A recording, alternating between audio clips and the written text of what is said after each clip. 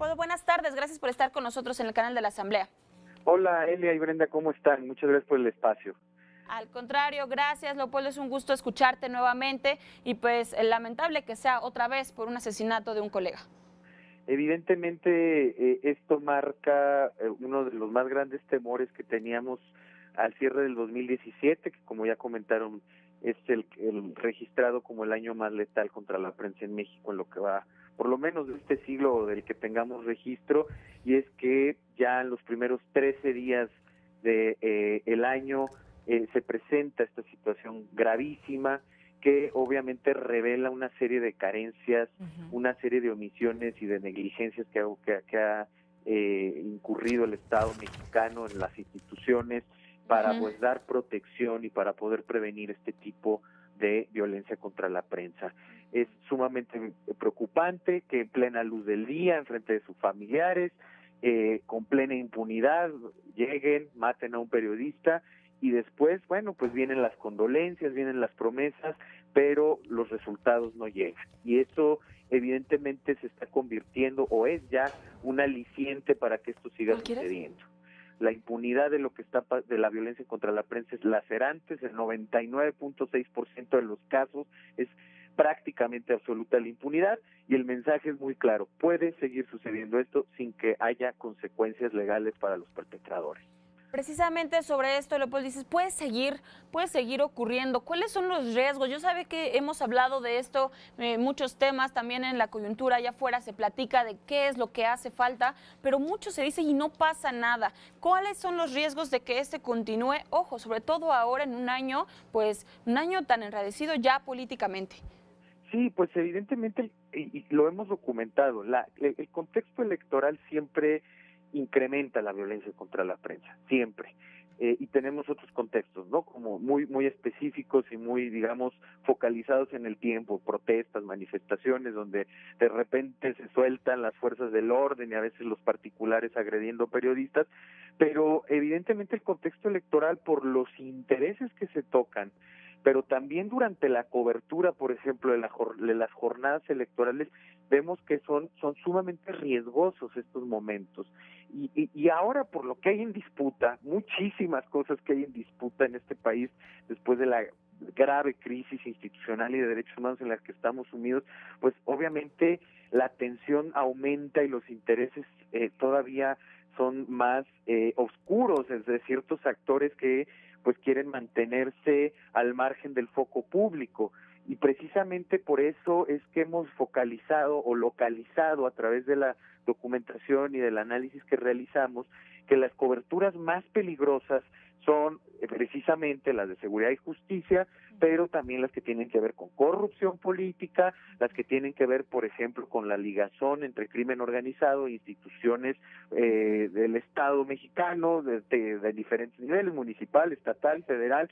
Es decir, estos son los periodistas que están corriendo más riesgo. Claro. No quiere decir que los otros no, o las otras no, pero evidentemente los asesinatos por lo menos se han focalizado sobre quienes realizan estas coberturas.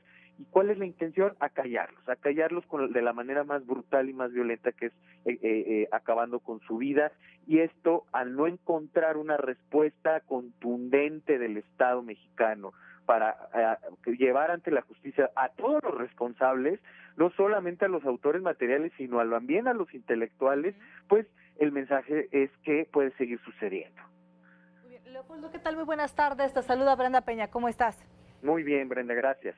Oye, sin duda se trata de un sometimiento tremendo a varios de nuestros colegas que, bueno, han tenido que pasar por esta situación, incluso muchos de ellos testigos protegidos en estos momentos, muchos de ellos han perdido la vida.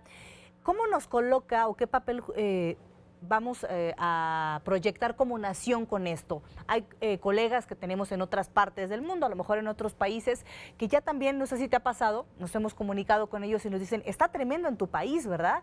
Oye, está complicado ahí ejercer. ¿Cómo le haces? ¿Cuál es tu punto de vista? ¿Qué estamos reflejando como nación al vivir esto en el día a día?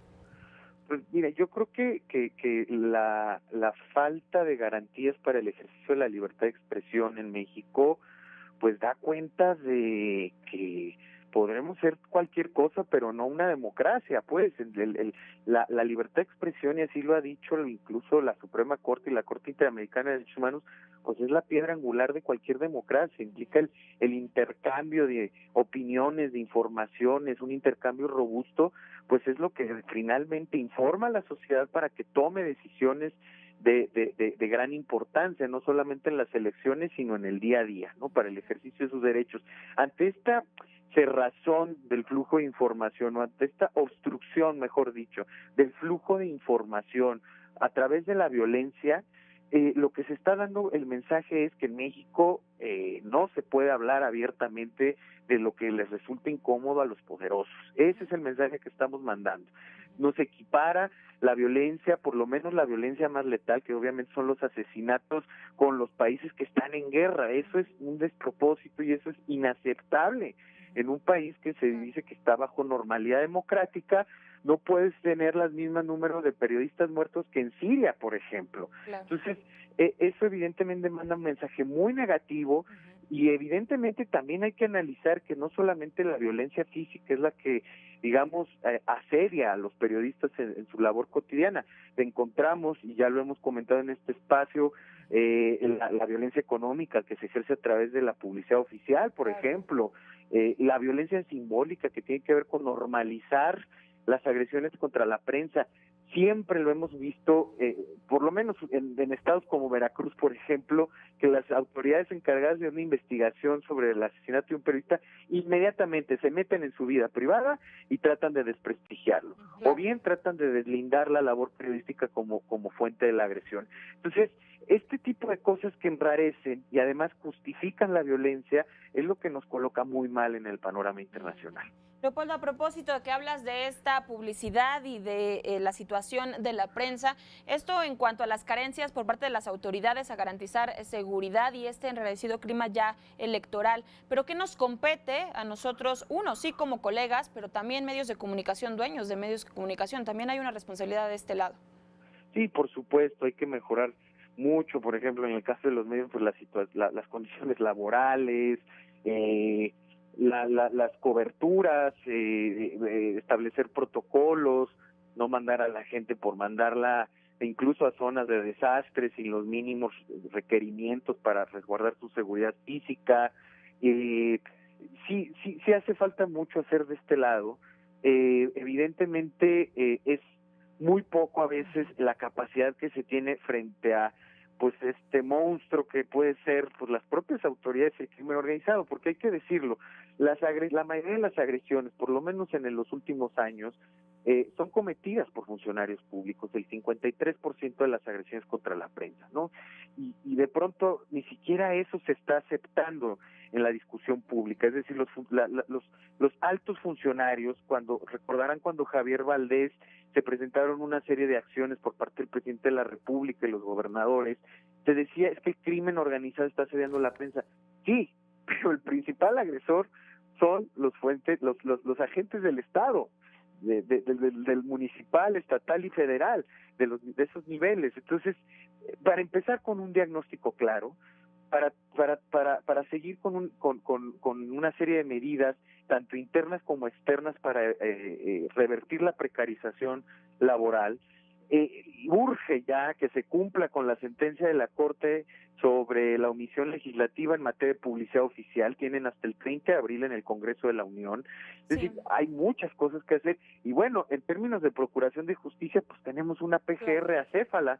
Entonces, parece que este panorama no va a cambiar, pero sí tenemos que estar muy atentos al proceso de transición entre PGR y Fiscalía General de la República, que necesita ser autónoma del Poder Ejecutivo. Precisamente uno de los grandes pendientes en el Congreso para este 2018, que sin duda le daremos seguimiento y que se intercala, es una forma integral de acabar con este y otros casos de impunidad. Leopoldo, muchísimas gracias por estar con nosotros y pues nos mantenemos en comunicación. Muchas gracias a ustedes y un saludo a todos los auditores.